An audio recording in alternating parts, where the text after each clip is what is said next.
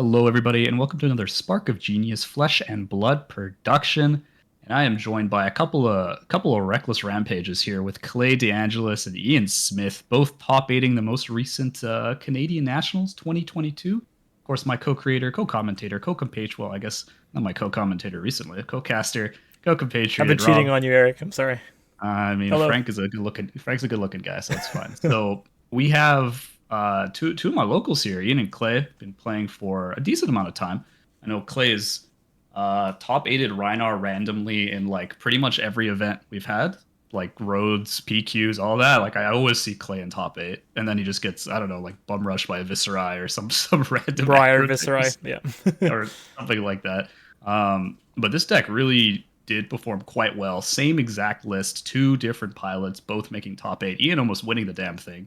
Only the 2021 U.S. national champ could bring him down. So obviously this deck has a couple of legs to stand on here. So we've brought Clay and Ian to talk about this list, a bit of a deck tech, explaining some of the strategies, the card choices, a couple, how should I say, maybe unique choices that maybe a lot of brute players or players in general didn't think would be in a Rhinar deck. Maybe some cards that they think should be, but this list didn't.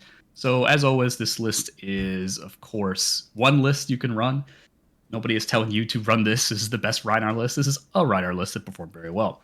So without further ado here, I'm going to bring it on to, of course, Ian's going to be in the middle. Clay is at the top right, and Ian's going to be our lovely hand model for this Rhinar deck tech here, going off all the beautiful cards. So with that, I guess I'll leave it to Clay and Ian. So for both of you, as far as the CC portion, because it was, for anyone who's curious, there was three CC games day 1 and 3 day 2, and our top 8 was all CC. So I guess for both of you, how did the deck kind of perform in the CC portions as far as your matchups and overall how the deck did in that portion? Should I go first? Sure. Why don't we do Clay and then Ian? So the first 3 rounds, my round was against Briar, and we won that. It was kind of on a tight margin, but the deck kind of performed exactly as I built it out for the matchup. Round 2, we played against Dash. That one we lost because we didn't draw any Blood Rush Fellows. It was in like the bottom 10 cards of our deck. That was tough. Round 3, I lost to a Rhinar.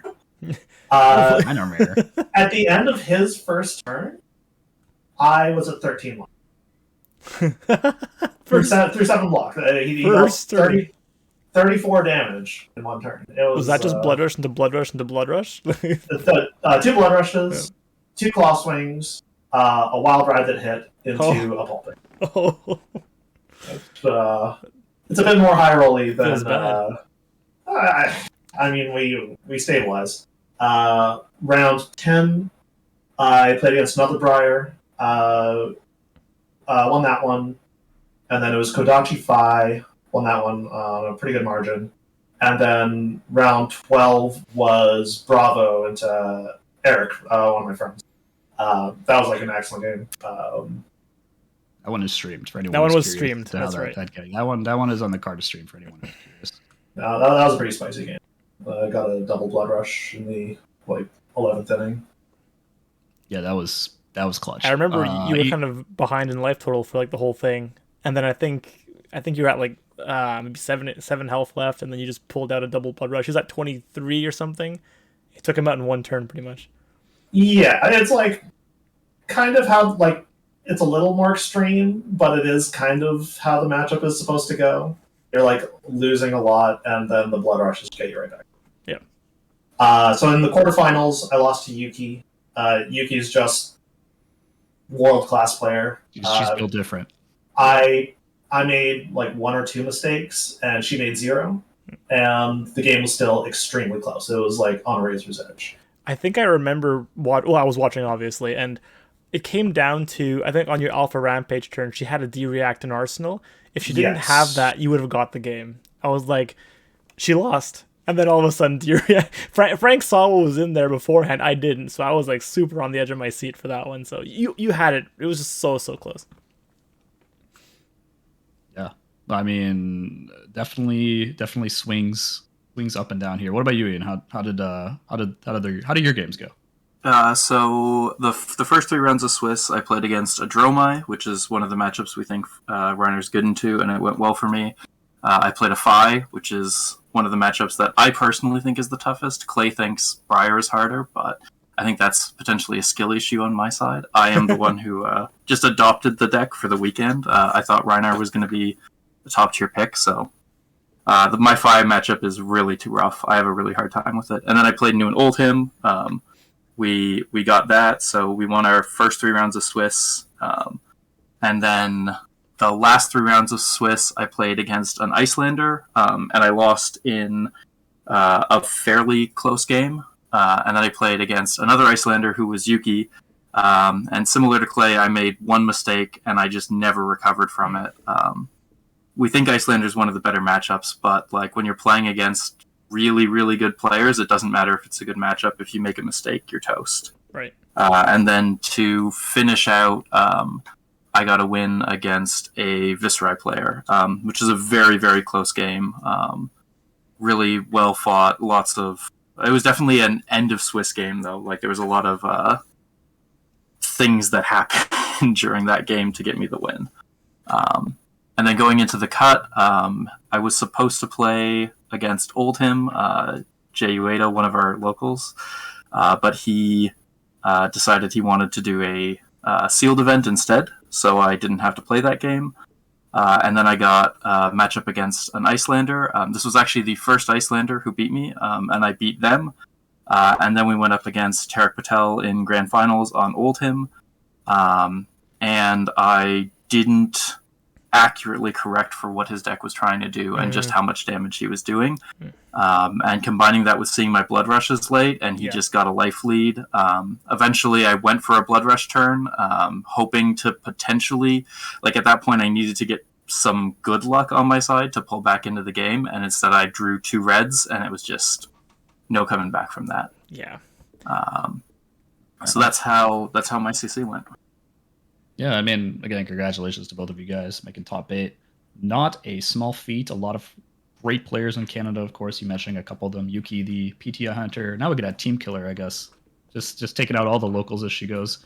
And then Tarek, obviously, now the NA champ, but used to just be the US champ. So we're going to go into the deck itself. I know Ian already kind of mentioned you were adopted. Clay was born into the darkness, and you just kind of walked molded in there by and it. donned the cape. Yeah, I was born on the moon, to be specific. Okay, well, either way, we're gonna run through this Rhinar list, and we, just for our viewers, breaking it down.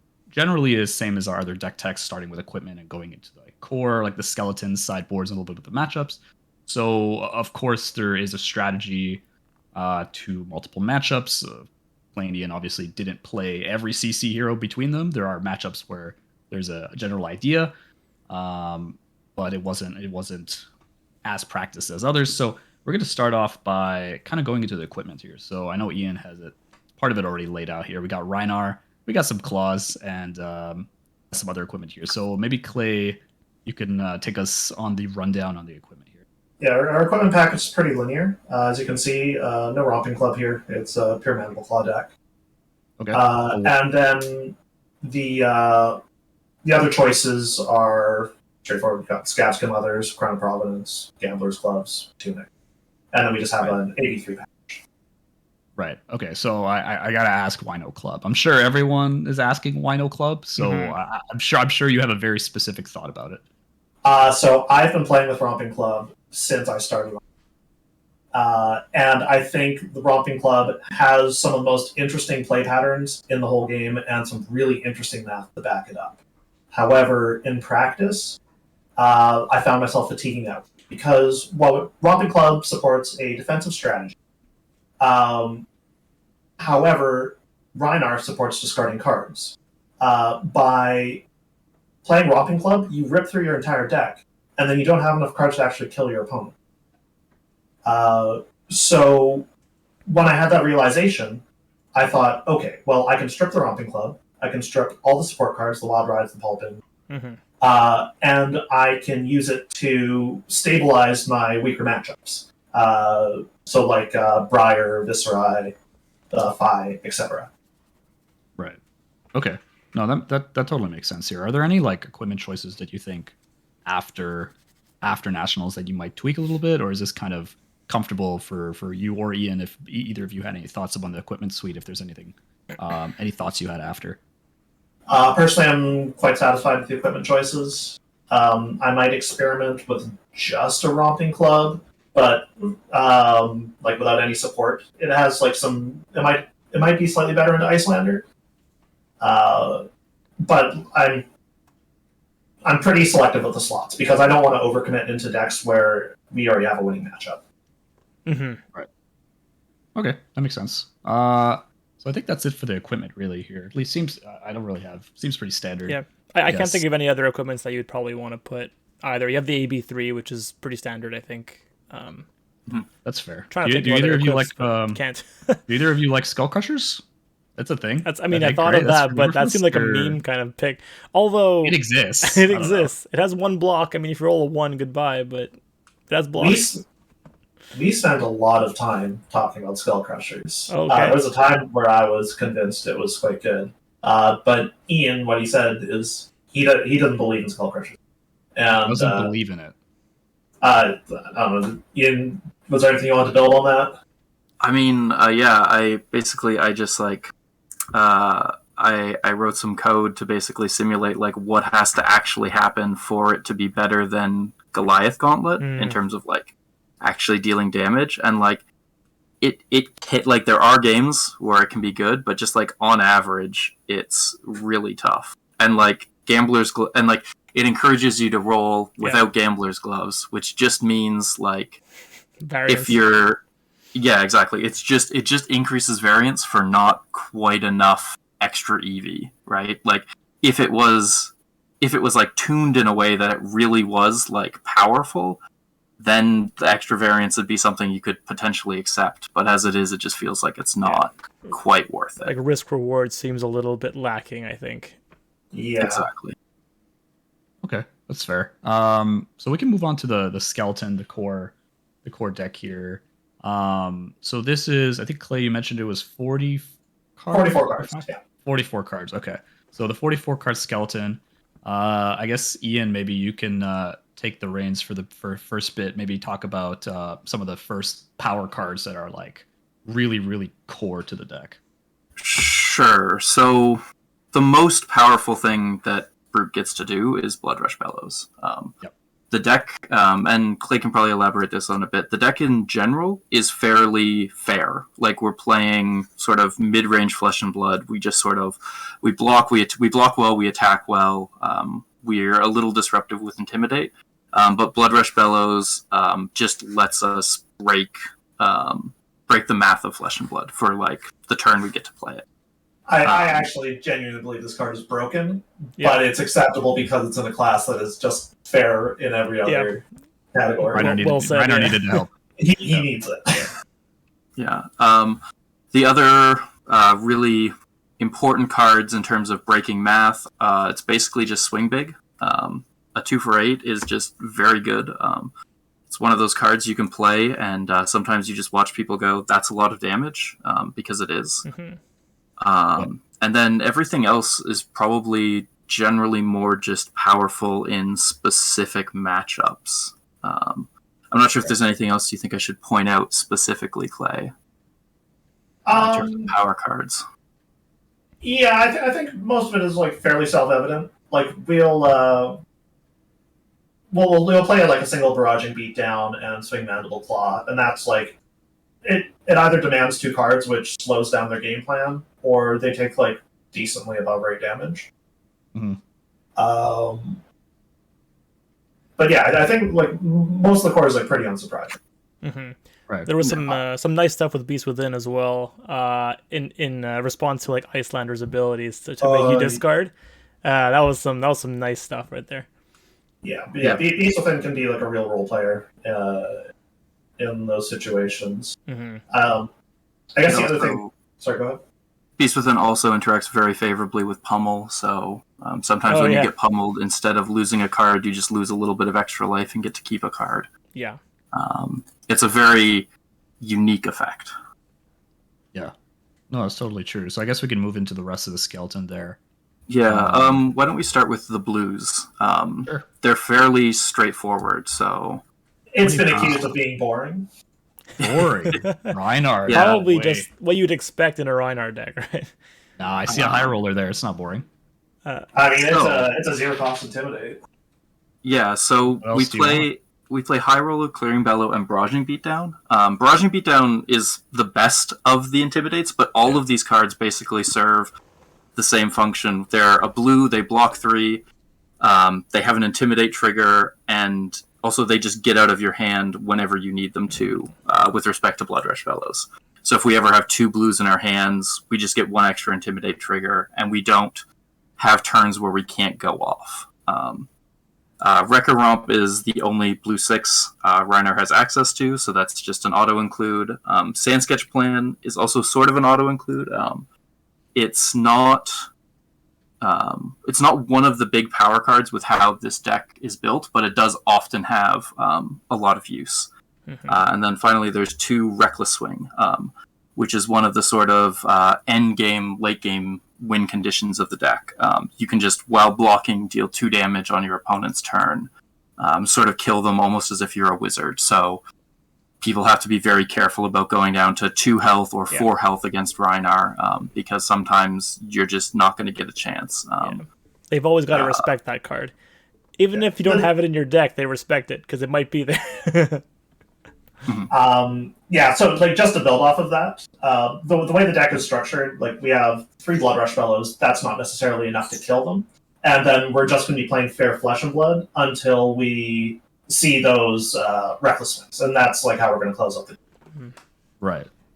Yeah, I definitely like the kind of block with 2 cards, beat down, pitch a card, claw, force either 2 cards or leak damage, right? That's just like a very standard kind of play. It's very similar to like Bravo's game plan with the hammer, right? You block with cards, you pitch, you swing, and they might leak a damage or 2. So it is very like rewarding to slowly chip away and then burst for like a big turn, which I definitely see this deck has as its main kind of plan. So those were the blues.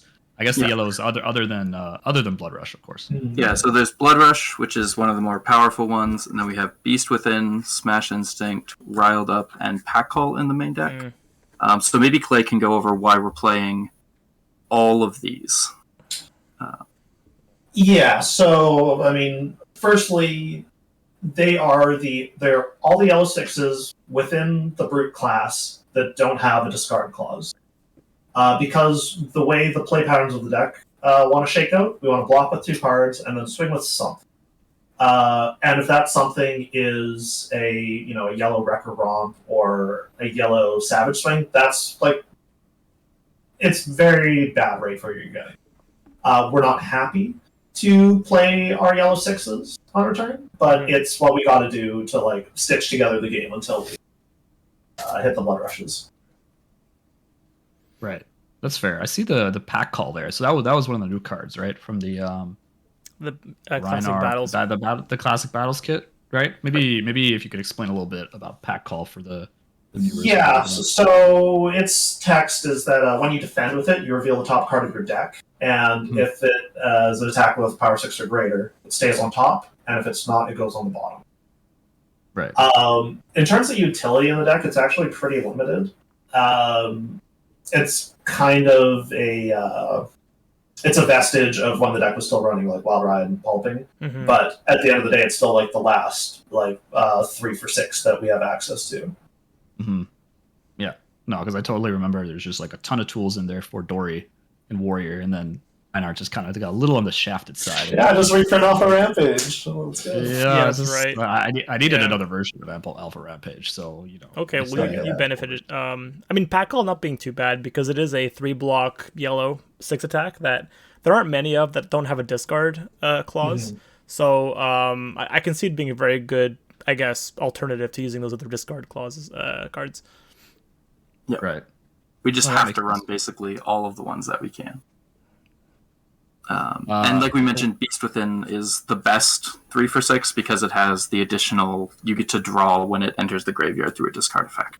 And there are so many powerful these days with all the pummels and all the Iyslander ice cards, even Oldhim too. So yeah, Yeah. Yeah, an Oldhim Winters bited me, and then Yep. I was like Beast Within, and they were just like, "Oh, that sucks." And yeah, it does. It really does when your damn. cards don't do quite what you thought they would do. If you want to really blow someone's mind, leave it in Arsenal for CNC. I love that. That is You'll see the light go out of their eyes when you do that. So that's funny. the long game right there. All right, and then Going on to the Reds here. the Reds that we always play Swing Big, Pack Hunt, and Savage Feast for the attacks, and Red Barraging also is always as a non-attack. Intimidate gives extra damage, encourages our opponents to block. In general, most decks in Flesh and Blood aren't quite as good as Rhinar is when they block with 2 cards from their hand. Yeah. So Barraging Beatdown really encourages them to have to block, and also have to block with whatever they have left because we've intimidated things away. So it can be really disruptive, or just a very good amount of damage at a good rate. Mm-hmm. And this is where I can see there being an argument for the club in this case, because the club is more suited to that kind of game style, right? But as Clay was mentioning, this deck does want to get that power spike with being able to Blood Rush Claw into like a big 6 attack card. So I can see the argument both ways, but I can definitely see why you guys opted only for claws here. It makes sense. I mean, my question here is, I don't see any pummels in the core here. So is that just not a card you considered? I don't see. You won't see any pummels in the sideboard either. Is there a master plan between no pie? I think pretty much every Rhinar build that I've seen over the last little while that's been posted has pummels, right? Just to force through that extra damage and discard. Is there a reason why no pummel? Or there are actually a lot of. The first reason is that it gums up our Blood Rush Fellow. If we have a Blood Rush Fellow and a red pummel, and then otherwise a perfect hand to go off, it's not looking. And then also, by virtue of having that Blood Rush in our hand, it is harder to play out that pummel on the 6, or it's almost impossible to play out the pummel on the 6 that we're attacking. We don't have club, so we can't just throw on top of the club. The other thing is, Brute doesn't have any on hits to force. Besides like CNC. It pummel's excellent in Bravo because it's turning on your crush effects again, and you're getting a discard to boot. With Rhinar, it's just damage, and our deck already does good damage. And then with the pummel trigger, if they're not blocking, you're just getting the worst card out of their hand, which isn't thrilling. Yeah. And it also blocks too. That's also a really important part. Basically everything we've shown thus far, blocks are. We don't have any no blocks. We want to run as few 2 blocks as possible. Yeah. I can see that because the deck is so biphasic, where you're going block 2, swing with 2 cards every most turns, and the other turns where you do have the Blood Rush, then you just go off. So in the first part where you're just blocking with 2 cards and hitting back, pummel's not going to do you anything, so you can't afford to play it out, right? But on the turns where you do play Blood Rush, where you're probably intimidating 3-4 times, it's not going to do anything if their hand's already intimidated. So I can see it being kind of like a win more, or not even win more, but just excess damage for no real point, where you are going to jeopardize your Blood Rush turns just by drawing it or by discarding it. So I totally see it.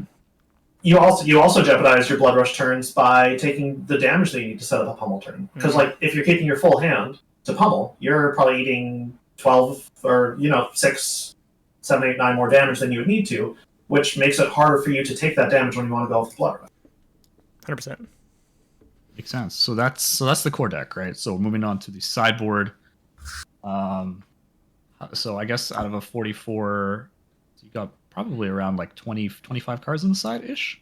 Yeah, so I guess we can start with the cards that are sort of more tech cards. So there's a few in here that are in for very specific matchups. We've got an Arg Smash for a dash matchup. We have Tome of Finalist, which I'll let Clay explain a little bit. We have 4 defense reactions, 3 Sink Belows, and a Fate Foreseen. We also have CNCs and Erase Faces in the sideboard. These are sort of the ones that are more tech. The rest of the sideboard is brute cards that we want to bring in some matchups. depending on what tech cards we need. The rest is sort of what fills out the deck. Arc Smash is very self-explanatory. It's just, we have a free card, Dash hate. we might as well play it. The only class that can destroy multiple... Well, I guess if you run that generic from Everfest that I can never remember the name Smashing Good Time. Smashing Good Time. Unless you run that, this is the only card that can destroy items. So Brute was kind of touted as the dash killer, so might as well run the one card that gives him that name. Yeah, similarly, CNC and Erase Face are probably cards that everybody's familiar with. They come in certain matchups, and they can sort of steal games. There's a little bit of nice synergy because we can tutor them with Sand Sketch Plan in some conditions, and have like a 1 in 3 chance of being able to play a CNC on an important turn against Briar. And because it's a 6, we don't have to worry about like bricking ourselves by playing that Sand Sketch Plan if we do hit the 1 in 3 chance and lose the Command and Conquer. Right. So that's sort of that. I think the interesting ones are the tomes and then the defense reacts, and I'll pass over to Clay for that. Yeah, so the philosophy with the sideboard in all cases is what's the best way to support Blood Rush Fellows? So against aggressive decks, we want to extend the game. So in the case of Briar, we're running tomes and that all you got, because those are best ways of decelerating their game plan without compromising Blood Rush Fellows significantly, because they're still yellows that can pitch, and that all you got replaces itself off of Rosetta Thorn. And then you also have the CNCs and Erase Faces. Those are for the aggressive decks that struggle to block, and it'll cost them, important resources with CNC, or it'll cost them damage with Erase Faces. And then you have the defense reacts, which we want to slow down Bravo if he's coming in with a Crippling Crush. Very clean answer, one that's dominated. And it's also great into Fi, because the play pattern they love is like Kodachi, and then some 1 for 4. And that's very annoying to block without a 0 for 4 D-React. No, that makes sense. So, what? Explain the tome to me. I haven't seen Tome of Findel's in very many Rhinar. Sure. So the Briar is our worst matchup, and we were really busting our brains of like, how do we stabilize that matchup? And we were kind of maybe coming at it from the wrong angle. What we want to do was introduce more variance that goes in our favor. So it's actually, we're taking higher risk line, where we will put Tome in Arsenal, and then we'll just keep rolling scabs until we hit. The play pattern is usually what we're doing is we're going to block 2 cards out of hand, and then we're going to roll scabs. If we miss, we will just play whatever's left of our 2-card hand, and if we hit, we will play the Tome. We will go up to 3 cards or 4 if we're spending Tunic on it, and then we will play that out, and then we will Arsenal, like hopefully we draw something worth arsenaling, and then basically we've gained 3 or 4 life and bought ourselves like a quarter of a turn. Okay. Right. Yeah, that makes sense, given that you can roll scabs and get that extra action. And also point. Sand Sketch Plan, get the 2 action points. That would work too. Yeah. Sand Sketch Plan is excellent synergy with that. Right. Okay, that makes sense. As far as is there any reason why that's all you got instead of just the other 2 red? I think you have 3 Sinks and 1 Fate. 2 3 Sinks and 1 Fate. Oh, sorry. Yeah. Is there any reason why you chose to cut 2 Fates and have that all you got instead? So originally there weren't Fates at all. That all you got was like our answer for Rune Blades, because it interacts with Rosetta Thorn very well. It interacts with Dash's Pistol well. Not really the main focus. But Ian, 2 days before the event, is like, Bravo's kind of kicking my ass. It would be nice if we had 1 more D-React. I was like, yeah, trim a card, put it in, and it worked great. 4 D-Reacts just feels, it's more of a gut feeling, but it kind of feels right. Too many, you really start gumming up your Blood Rush Fellows. Yeah. So you kind of need to be disciplined with how many D-Reacts you bring in certain matchups. Right. There's probably no matchup where we would bring in all 7. Maybe Dorinthia, but Dorinthia is a very special case. Yeah. And even then, I don't know if it would be correct. Okay. That's fair. So let's go over the sideboard of brute cards, I guess. So let's talk about the extra brute cards. So we have Yellow Barraging, Sigil of Solace. It's not a brute card, but it sort of fits in with the filler. So maybe I should have put that with the other ones. Smash Instinct, and then Alpha Rampage. Clay can correct me if I'm a little wrong on this, but Smash Instinct and Alpha Rampage basically are when we're not playing things like CNC and Erase Face, or in some matchups where we just want to make sure we have really good threat density and we don't need the defense reacts. These are just some of the better attacks that we can bring in. Alpha Rampage particularly can be good against decks like Oldhim, where if we set it up, we can potentially do a triple Intimidate with Barraging and Alpha Rampage and then sneak some extra damage through. Smash Instinct, it's harder to do that with, but just 3 for 7 with 1 Intimidate trigger can be very hard to block. And Yellow Barraging, it's like the other Barraging beatdowns. It just doesn't always come in because sometimes we're playing cards from the other sort of tech sideboard, basically. And when we're playing things from the sort of more techy sideboard, we don't always have slots for it. Okay. What about the Sigil? I gotta admit, another card I didn't expect to see. Came out a lot. I think we saw it all the time on stream. It was just always there. Sigil's really funny because I was playing with Tome, and the Tome lines that I was explaining for, blocking 2 cards, playing Tome, swinging, arsenaling. You always have a card left over. However you shake it out. Like if you have the empty arsenal, you're drawing 3 cards at the end of it. And I was like, how do we get that extra card out of hand? And it's like, okay, well, Sigil really supports our Briar strategy because it's effectively blocking 3 damage off Rosetta Thorn, which is really hard. Mm-hmm. And then I just started playing it in all these matchups. It was great into Oldhim, great into Bravo, great into Iyslander. And it just kept coming in. I was like, this card's sick. Yeah. It's really nice. As an instant, it never gets in the way. So you could sort of compare this to Pummel and say, well, Pummel screws up your blood rushes. Why are you playing Sigil? It also doesn't help. But Sigil just always gets out of the way. Mm-hmm. It never can get stuck in a hand. It often bluffs really well as a Pummel. When people don't know exactly what your deck list is, you're attacking with like a swing big and you pitch to blue and you have a tunic counter and you have a card left in your hand. Yeah. And they really sweat, and then you're like, okay, and I'm going to end my turn by playing Sigil. And they breathe a little bit of relief, but they're also like, oh, that's bad. You have 3 more life now. Because the games are usually pretty close, so Sigil is quite impactful. For everyone watching, we're going to start running 1 blue Pummel. So don't think the threat's gone. There we go. Yeah, that's right. Just 1. Okay, so that all kind of makes sense. As far as your sideboard, are there any kind of changes based on Nats games or anything like that you think you'd want to make immediately? Ian was actually the one that built out like a really nuanced sideboard plan, so he's probably got like a lot better idea. I'm very, very happy with this deck. Mm-hmm. If I had to be like thinking about like going to US Nats this weekend or something with this deck, my main concern would be what could I do to make the Fi matchup a little bit better. Mm-hmm. But I think even with the sideboard that we have here, like it might just be a matter of like actually getting the reps in with this.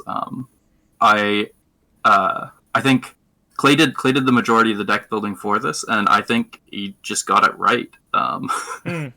There's not actually that much I would immediately change. Okay, so the strategy is play the deck and beat Clay. I think that's the main idea we're trying to go for here. It's just very, very solid. Like true sort of.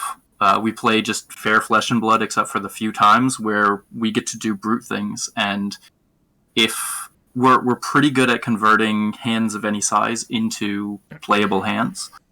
So like if a Briar goes Channel Mount Heroic Pass or something, and we have like a 5-card hand, we usually can convert that into a good amount of damage. Mm-hmm. If we go down to like a 1-card hand, sometimes that's Sigil of Solace, and that's a pretty good 1-card hand. That's fair. Okay. It's a very good, solid deck, I think. That's probably the most boring answer I could give, but no, the deck. it performed very well across two different players with two different matchups. So I don't think it's incorrect to say there's not much you would want to change because it's obviously it's not just theory anymore, right? And even in the less favorable matchups like Briar and Viserai, you guys do have winning records against those heroes, I believe. Like Clay, you beat 2 Briars on the way to top 8, right? So Yes. I beat 1 Viserai and lost to 1 Fi. Okay, I was the 5. Was that David Drude? David Rude? No, it wasn't. It wasn't. It was in an earlier round. I don't remember my opponent's name. So. I actually played that same fight he lost to, and I avenged him. Oh, nice. So the jury's still out on that matchup. just be Clay. That's really what we're trying to say here. So as far as the sorry, go ahead. I had one question just about the other Majestic Massacre. Have you guys tested that out at all, or just kind of? I forgot about Massacre. Yeah.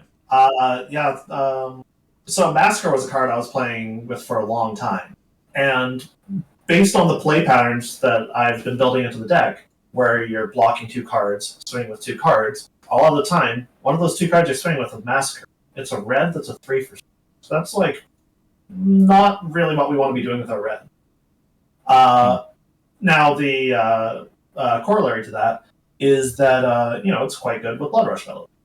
So now it's like a 10 for 3, which is plus an Intimidate trigger. That's pretty good. And then there's also conditions where, when you discard it as part of the cost of an attack, that part is like that text is not relevant in the deck. Right. The damage increase in the Intimidate, when you've discarded, it's not that much better than Riled Up or Smash Instinct in Red. I was playing Red Riled Up for a while, just coming in for 10 off that, and it was great. And when you're on those off turns where you swing with 2 cards, just a 3 for 7 feels way better than a 3 for 6. Well, totally so Smash Instinct is basically, like Red Smash Instinct is basically where Massacre would be. If we wanted to play it, this would have to be more or less what we changed. Right. And Smash Instinct's just more consistently valuable. Yeah. Right. Okay. So let's talk briefly about a couple of the matchup. We're not going to go through every single matchup as far as like the guide and the plan. There are just some matchups that don't come up very much, right? So let's go over a couple of the meta ones. How about we start with Oldhim? Because Oldhim is kind of one of the big boogeymans. Yep. I guess Guardian in general has been on the rise since Prism has LL'd out, but Oldhim was the one that definitely showed up more, especially like this top 24, just the higher bracket. There were quite a few Oldhims, and right? It was the most represented hero at Nats as well. It was in Canadian Nats. So what's the plan / board at Oldhim? Very briefly.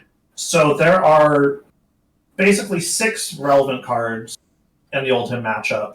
And those are your 3 Blood Rush Fellows and your 3 Alpha Rampage. And your objective is to make sure all 6 of those cards go off as smoothly as possible. So for your Blood Rush Fellows, you make sure that you have your arsenal loaded, you've got a full 4-card hand, and you got Tunic up. And basically, that'll allow you to get an 18 damage Blood Rush over the top of whatever disruption Oldhim can throw at you. And then each of those, Oldhim's going to leak about 9 to 10 damage or so.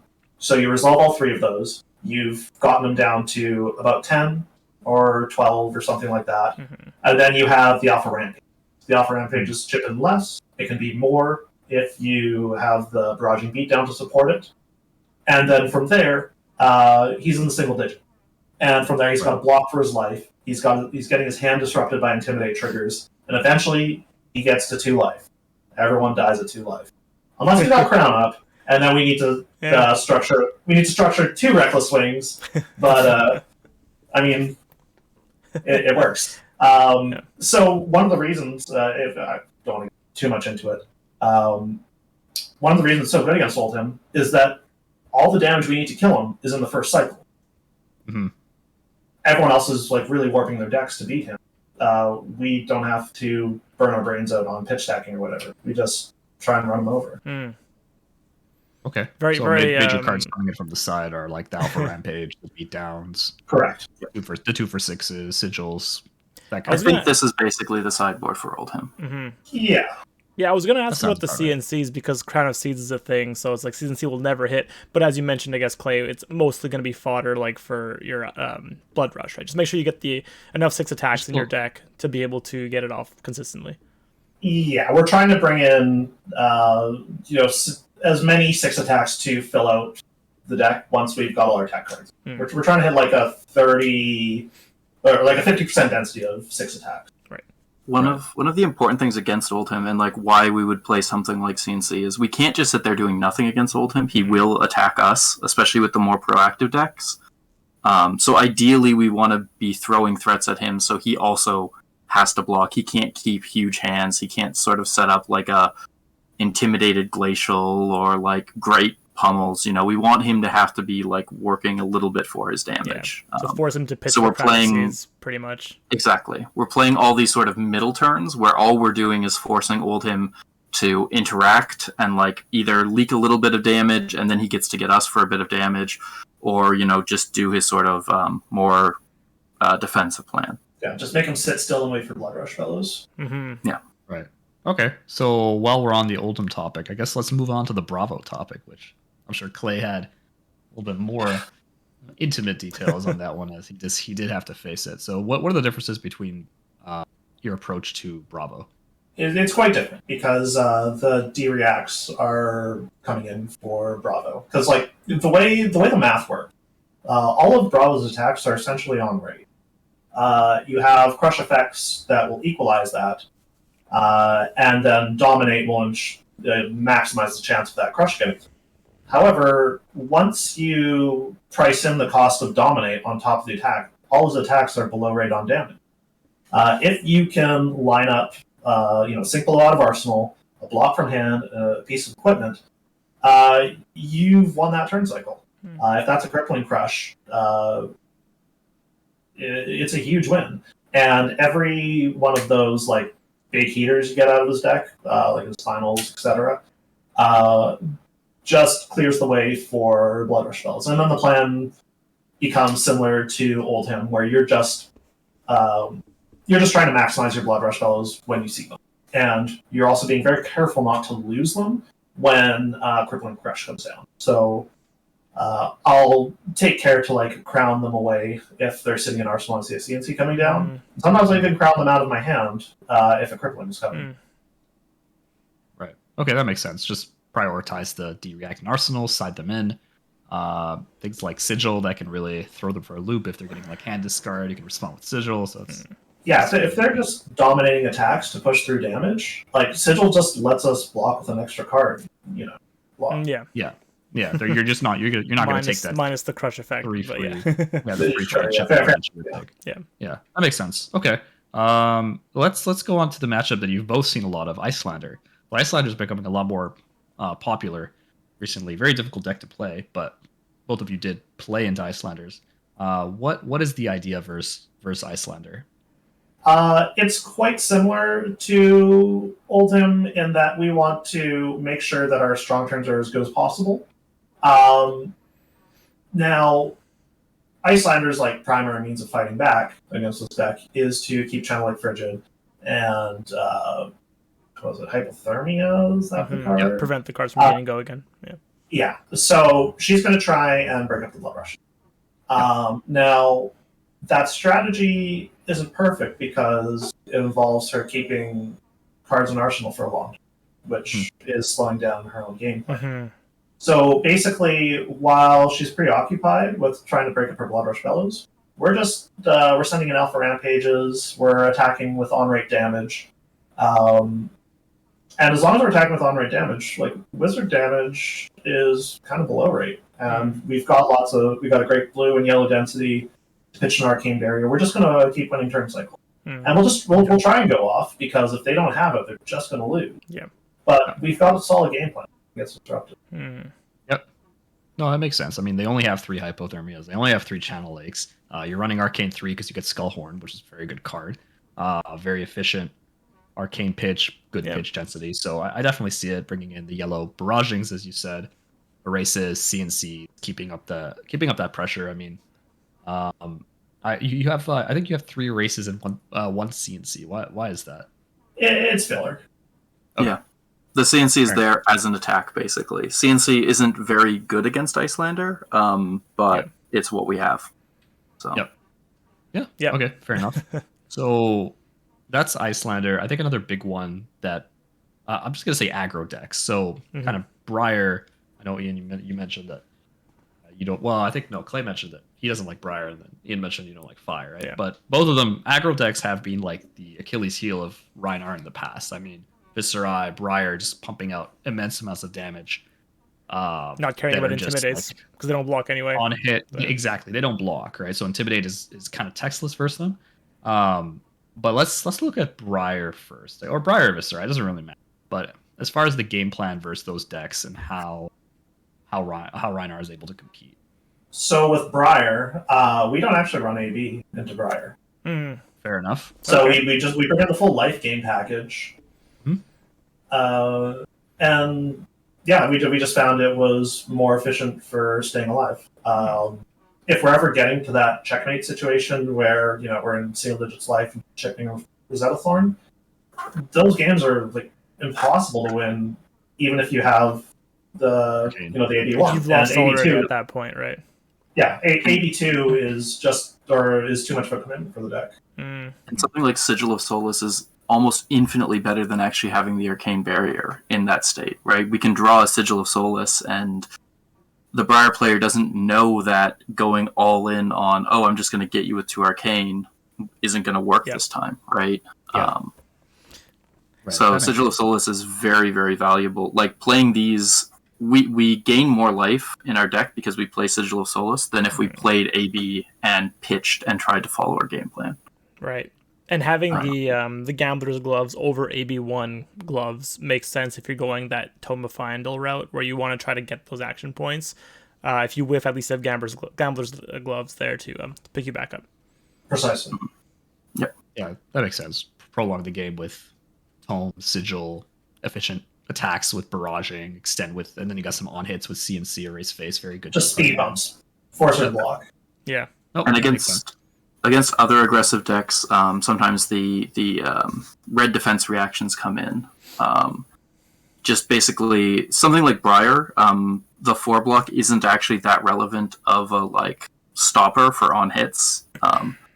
It's not terrible, but it's also just not quite fast enough for the Briar matchup. So we stay on that's all you got until Fyendal. But again, something like Fi, where oftentimes there's a mask trigger and let's say they just play Red Mounting Anger or something, right? There's almost nothing that we could do that would be more efficient than a Sink Below. Right. Okay, so let's talk about Fi a little bit then, because you were kind of alluding to Fi. Fi is definitely picking up in popularity, I think, and definitely US NAS will be a lot more Fi. Yeah. One of the more difficult matchups. Yeah. For Rhinar. So what I tell people is that Kodachi Fi actually wins by devaluing your blocks. Coming in for 1, you're coming in for 4, you're threatening mask. But if you actually plot out their damage, it's not horrifically above rate. So what I tell people is don't play their game plan, play into their game plan and overblock. Break up mass triggers where you can, but you do have to pursue your own game. If you have the perfect blood rush, they get a mask trigger. You give them the bare minimum, and hopefully you'll save 4 or 5 points of damage. But if they don't, it's all right, we'll come back for 18. Do it again. Right. Don't be too afraid of giving them the mask, because they might just draw into a blue or something, which won't even matter in that turn anyway, really. Yeah. Precisely. Okay. Yeah, oftentimes the mask is sort of 3.5 damage, right? It's kind of where we can value it. Right, that makes sense. So obviously it's very valuable to block. It's similar to, properly blocking out a Blood Rush. Barraging Beatdown. But, sometimes it's not correct to block even if you get extra value on it. Because we still need to be able to run our game plan. Do you guys ever consider blocking the second Kodachi hit, or do you always wait for the third hit to come before deciding to block or not? Well, Well, we have that all you got. Right, yeah, that's to true. break up Kodachi hits. If I got the Blood Rush, I'll consider putting a piece of armor Like an armor, in front yeah. of Kodachi. Yeah. But I almost never want to commit a full card in front of the Kodachi. Because then you're playing into their game plan of overblocking their Kodachis, right? So. And it's like if they put a 4 in front of it, or if they send a 4 after that Kodachi, and we find ourselves having to put 2 cards in front of it, it's accomplishing the same thing. Like either way, we're losing 2 points of defensive power that we could have otherwise sweated. It's a good point. So it's not a huge opportunity cost. Right. Okay. I guess Viserai is kind of the last main aggro deck that popped off a lot as far as popularity goes. Fair amount of Viserais in like the top 24-ish echelon there. What is there any differences between that and I guess Briar would be the most similar relative? I assume you're gonna run AB1. Yes, yeah, we got it on AB1.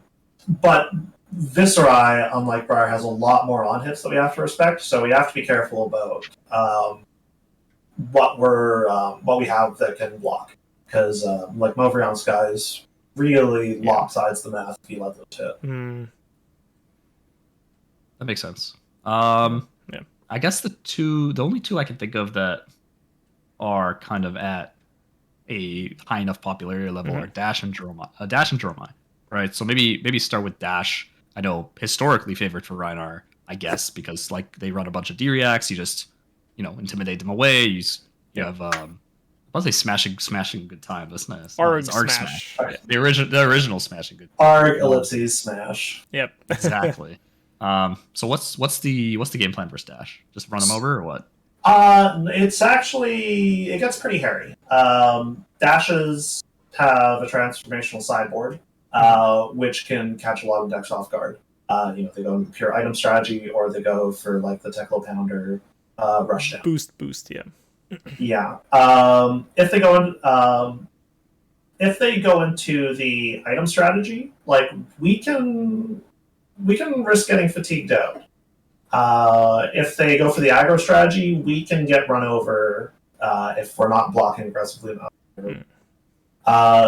So we bring in the Arc Smash, so we're not super concerned about fatiguing out if they're going for the pistol strategy, and we basically have our best defensive package because we don't want to get run over by the aggressive strategy. Okay, so it kind of shifts depending on what. Yeah, we're gonna play it by ear, and I mean the scary thing about Dash is like my round 2 opponent. Turn 1, he got 2 items out, so it's like obviously he's on an item pistol strategy, and I Arc Smash at turn 1 for both of his items. And then he basically pivoted immediately into pure Teklo Pounder Rushdown, and I lost that game.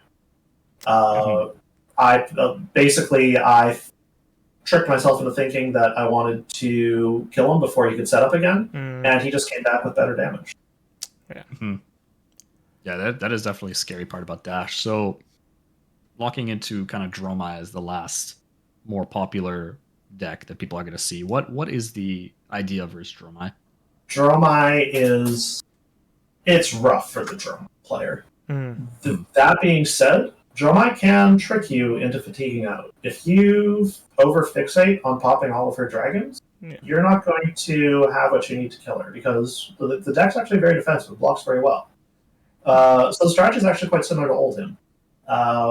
What you want to do is you minimize the damage that's incoming on your interstitial turns, and then when you want to go off, you want to make sure that you're giving it everything you got. You want your full card hand. You want Tunic up. You want to make sure to devalue their blocking as much as possible. And then at that point, same plan with Oldhim. You resolve 3 blood rushes. You get them into the single digits. Now they're blocking for their life. They got a lot of reds in their deck, which makes it really hard for them to pivot. The game plan is quite safe.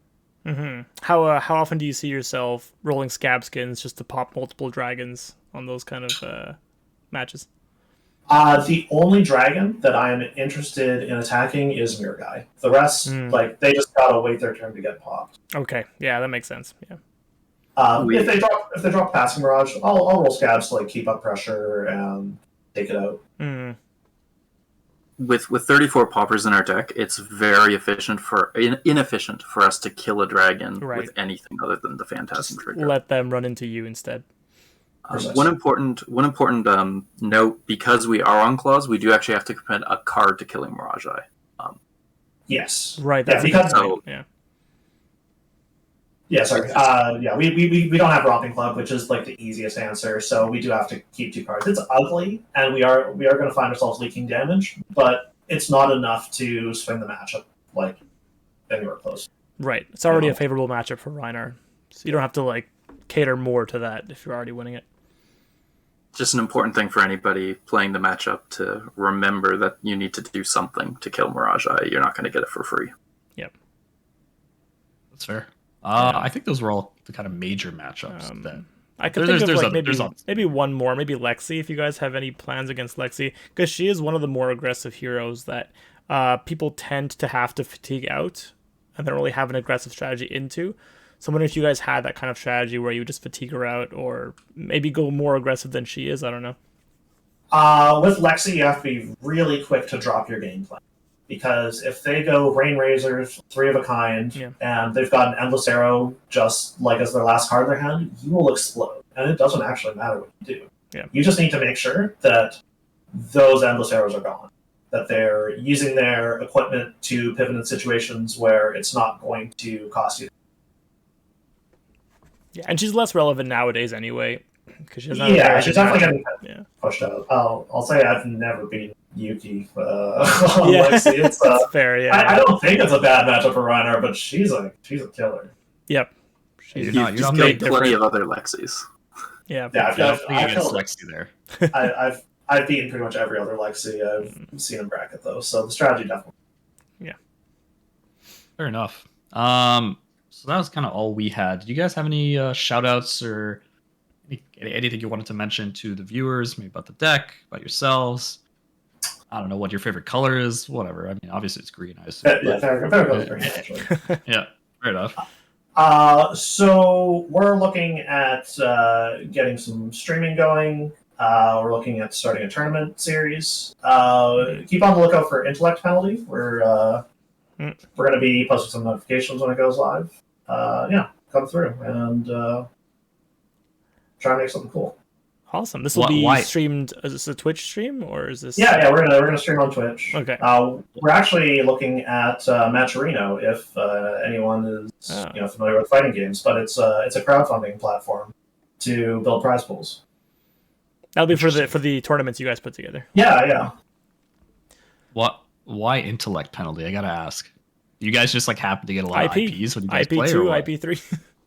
Yeah, it's got a catchiness to it, but also Ian, he's a judge, and he's always very concerned with, if we do this, we're going to get an intellect penalty. We're going to go into you guys say the full name, intellect penalty, where I've only heard it as IP. It took me a sec to remember what the acronym stood for.